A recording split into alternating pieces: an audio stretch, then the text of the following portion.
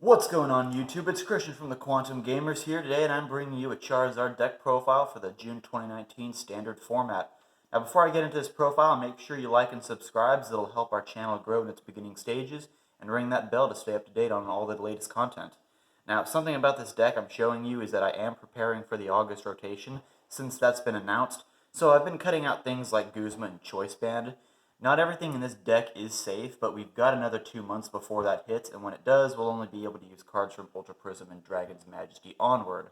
But the stuff that I am currently still playing, like Rescue Stretcher and Energy Recycler, they have replacements, viable replacements. It might slow the deck down a little bit, but we can get into that later. So now that's out of the way, I'll get straight into this profile. So I'm playing 4 Charmander for the Spicy Boy.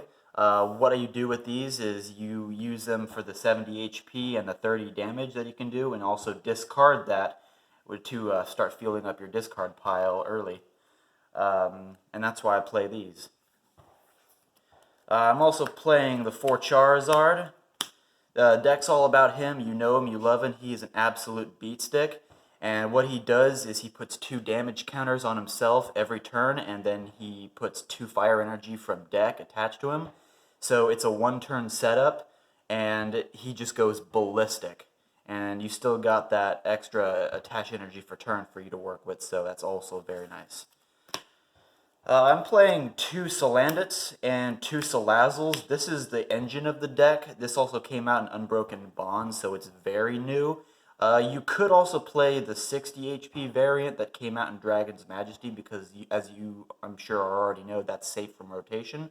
But I use the 70 HP for the same reason I use the 70 HP Charmander.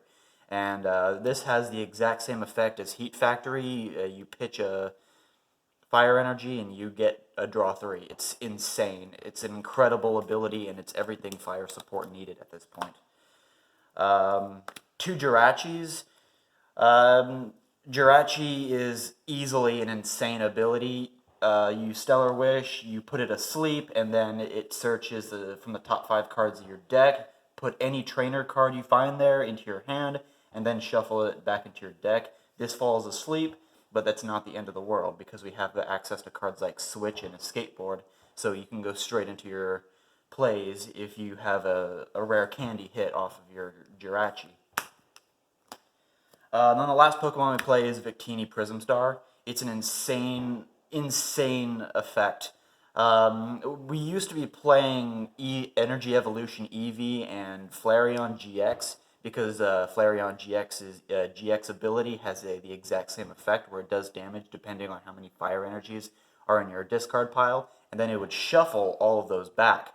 But now that we know that Energy Evolution EV is being rotated out, Victini wins that argument, and also because we have access to cards like Welder, which in this requires 2 fire energy as opposed to Flareon GX's 1 energy cost, and this can be used multiple times. This definitely wins that argument, hands down, every time. So that's it for the Mons. Next we're going into Stadiums, and we only play 1, Heat Factory Prism Star. There's really no reason to play any others. You could play the Shrine of Punishment if you're going for a solid anti-GX deck, or you could play one of the new stadiums that makes it so that all of your opponent's GX and EX Pokemon in play just don't have any abilities, which is also really good because for the next 2 months they can't play Tapu Lele Wonder Tag, and then they're kind of just screwed in a clutch, and then it's just sitting there, which is hilarious to work with.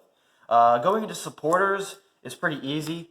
3 Welder, this is the MVP of the deck, besides just Charizard. You attach 2 fire energies from your hand to 1 Pokemon on your field, and then you get to draw 3, which is an insane card, especially when you consider that you can use this, your attach per turn, and Charizard's Roaring Resolve, which allows 5 energies per turn for 280 damage. And that's not counting weakness, so that's also really good. I'm playing 3 Cynthias, but not for the reason you would think. I found that Cynthia is most useful in this deck because draw power is so insane that you can focus on things like getting all of your stuff that you need from draw power and not having to rely on Cynthia. It can come in case you brick, but you're usually going to use this to reload your deck if you have too much in your hand. I'm playing two Lilies. First turn Lily is nothing to scoff at, especially in this deck where you can almost empty your hand in one on the first turn.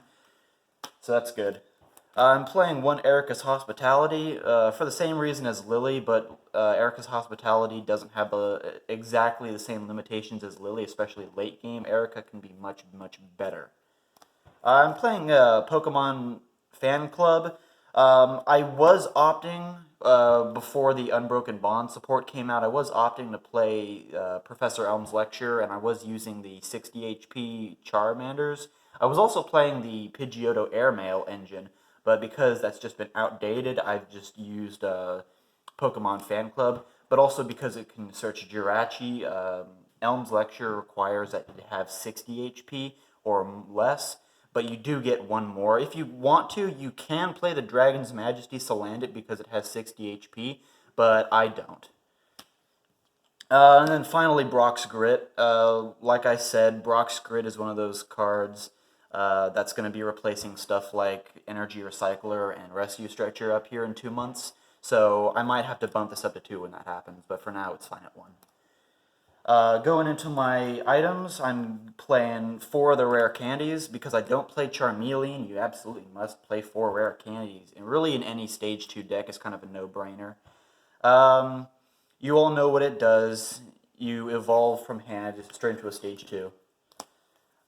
This is from the new Unbroken Bonds set. It's actually 3 fire crystals, and you just put 3 fire energies from your discard pile into your hand, which fuels your Salazzle plays and your Heat Factories and your Welders. This card just makes the deck go that much faster and that much more ballistic. It actually can get pretty scary. I'm playing 3 Energy Recyclers.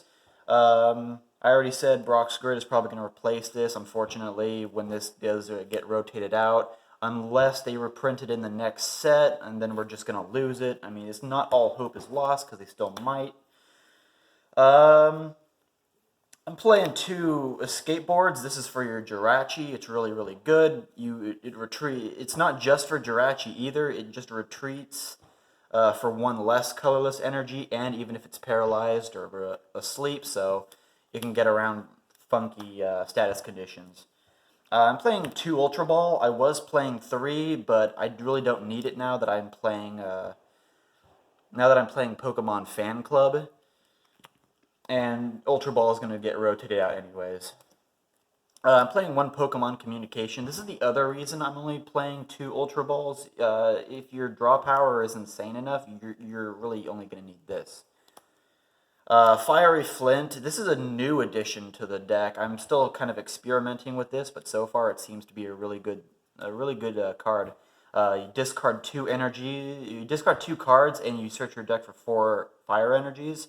And you can just discard 2 fire energies, search for 4, and then fire crystal the fire energies you just discarded back to your hand, and then you go off of all kind of Salazzle, Heat Factory, and Welder plays all in the same turn. So this card is really good in that deck. Pal Pad, because you want your supporters, and that's not going to get rotated out because it's Ultra Prism. Switch, Celestial Storm, so this is definitely safe.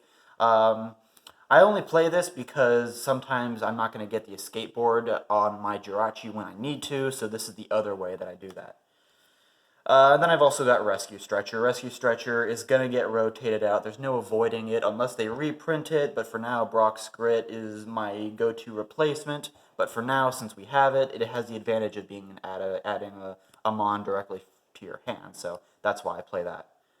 And then finally, I'm playing Fire Energy, Fire Energy, Fire Energy, Fire Energy, Fire Energy, Fire Energy, and Fire Energy. 14 Fire Energy. I used to play 12. I had to bump it up to 2 because now that the Unbroken Bonds support is here and it's going ballistic, this deck has way too much energy needs to only be playing 12. So you need to also have energy in your hand, and this actually really helps. And you also have to be able to look at the possibility that you're not going to have any energies, as much energies to work with, rather, because some of them might be in your prize cards. But that's the entire deck profile. I like and subscribe, smash that thumbs up button, and ring that notification bell, because we try to upload content every week. We do Yu-Gi-Oh and Pokemon, and that's all for now. See you later.